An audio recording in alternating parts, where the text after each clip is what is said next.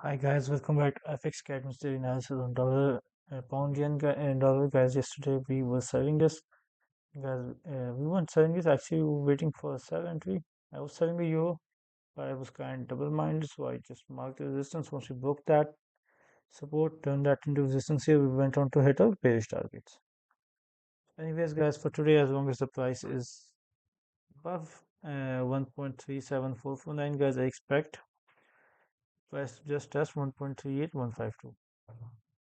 Because guys, we are not that bullish today, not that bearish, so I expect it to be a bit slow.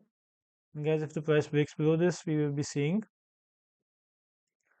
1.37 break below 1.37332. Guys, we will be seeing 1.36894. So wishing you guys the best of luck. Hope you guys make money trading this way, and see you guys tomorrow.